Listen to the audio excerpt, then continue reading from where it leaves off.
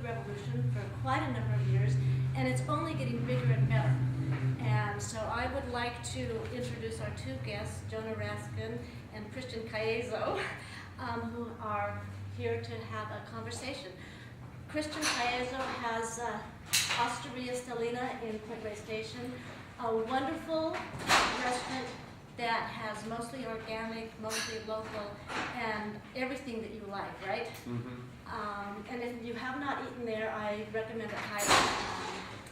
Beans and greens, my first choice on the menu.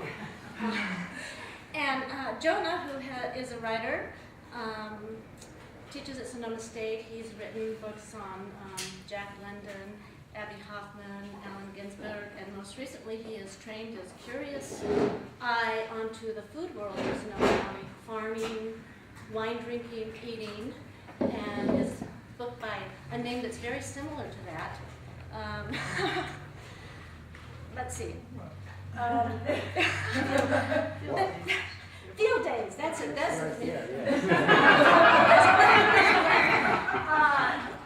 And we have photos from his year-long sojourn amongst the farms and the food. And so, without saying any more, I would like to welcome you both here, and you can start your conversation. Thank you. Thank you. So, yeah, thank you very much for coming. Glad you're here. And I heard about Christian's restaurant about a year ago from some foodies. You know the word foodies? I believe it's in dictionaries now, perhaps? It's a fairly new word, like locavore. That's another new word. That was the original title of my book, and the editor said nobody would know what a locavore is, but I think by now people in the foodies know what it means to be a locavore. So when my New York foodie friends were here, it was unfortunately, it was a Tuesday, and your restaurant was closed then. We used to be closed on Tuesdays. Yeah. So I didn't get to meet Christian until a December holiday party, and then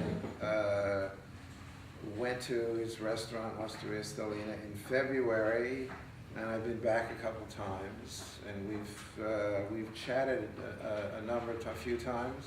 Mm-hmm. Sometimes sitting at the bar or out at his place where he's growing vegetables, and sometimes somebody else would be around, somebody from the kitchen or the people in the wait staff, waiters, waitresses. But they would just be eavesdropping. So this is the first time that we've talked in public before a live audience, which might be a little different here. Yes, yeah. Sort of performing for everybody, for all of you. And so Christian, also maybe to say that I grew up thinking that I was Italian. I mean, I didn't have any ancestors from Italy, but all of my father's best friends were from Sicily, and some of them had restaurants. And my father, from the time I was a small boy, would take me to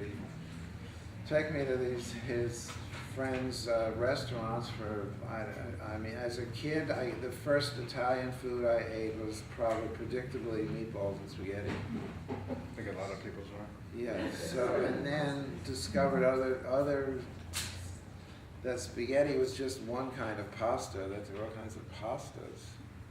So I would say that I've had a love affair with Italian food from the time I was a really good Italian restaurant around here. I wanted to go there, so and I'm glad that I have. So what about, Christian, if we start maybe by talking about oysters? I mean, partially because the wonderful photographs that are in the next rooms that are of oysters, and we were talking once, and you said that oysters was a good way to taste our region. Well, I think in a lot of places that you travel, whether it's close to France or coast of Washington State or California, you can really get a taste of the area when you eat their oysters. You know, it's one of the most basic, direct forms of you know, in our filters and our oceans right off our shores. And I think, you know, we unbelievably, within 25 minutes of the restaurant, have maybe 6 different areas where they're grown. Drake's Bay, where all these pictures are taken, are more on the ocean side off of Drake's Bay. The outer part of the seashore, facing the ocean, they have a much more higher salinity, brininess to them than all the other oyster farmers who have their beds mainly on Tamales Bay. And even with Tamales Bay, you can taste the differences. Even the same kind of oyster that's raised there, you taste differences from one area in the lower part to closer to the mouth of the bay that joins the ocean. I just think it's a great way to learn about the area that way. We have a lasagna night on Tuesdays at the restaurant, and our general manager is from Reggio Emilia, from Reggio, which is where lasagna is invented, and it's where it's from. His great aunt was Zadora. She was a cook for local aristocratic families, and would just go over and cook for them. She wasn't a maid, she wasn't a cleaner. She would just go make their dinners, and we're using her recipes to make lasagna at the restaurant on Tuesdays. And one of the favorites we have is this bolognese style. So it's this meat sauce. It has pork, turkey, and beef in it. It's slow cooked with tomatoes, with short ribs stuck into it for good measure. And then you make a bechamel, the cream sauce that you thicken with the roux and flavor with nutmeg and a clove-studded onion. And your homemade green pasta sheets and Parmesan. There's no ricotta, there's no mozzarella. There's almost nothing resembling what the lasagna I grew up with from New York. So. I was kind of thinking of Osteria Stellina when I wrote this. So, at the table, set with knives, forks, spoons, napkins too, bread in a basket, olive oil in a dish, menus standing at attention, all eyes on the starters, the entrees, and on the wine list too.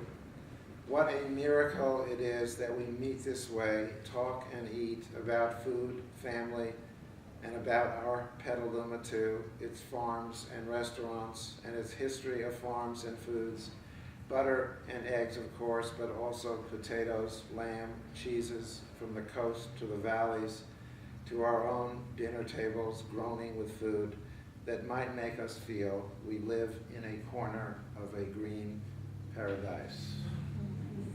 So Christian, thank you very much.